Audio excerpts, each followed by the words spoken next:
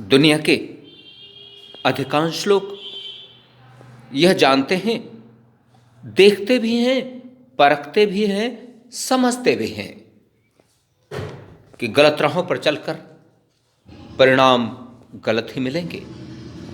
असत्य की राह पर चलकर परिणाम वैसे ही मिलेंगे। अधर्म की राह पर चलकर हम पतित ही होंगे। अन्याय की राह पर चलकर हम कलंकित, पतित ही हो सकते हैं।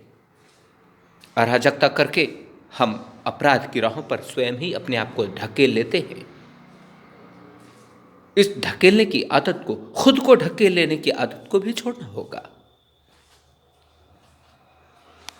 ईमानदारी की राह को छोड़कर बेईमानी, घूसखोरी, भ्रष्टाचार, कमीशनखोरी आदि प्रकार की अनेकों समस्याओं से हम खुद को उलझा लेते हैं।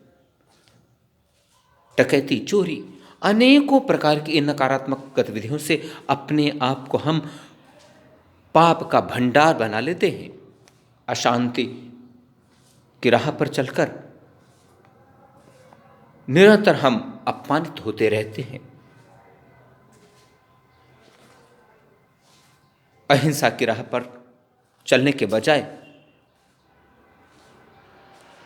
हिंसा करके हम अपने शरीर को ही पतित करते रहते हैं, अपने भविष्य को बर्बाद करते रहते हैं, जिसके कारण ही हमें कोई हिचकिचाहट नहीं होती किसी भी प्राणी की हत्या करने में। वे कई कारण हो सकते हैं। कभी हम अपनी जिह्वा की स्वाद के लिए अनेकों जीवों को मारते हैं, काटते हैं, नष्ट कर देते हैं।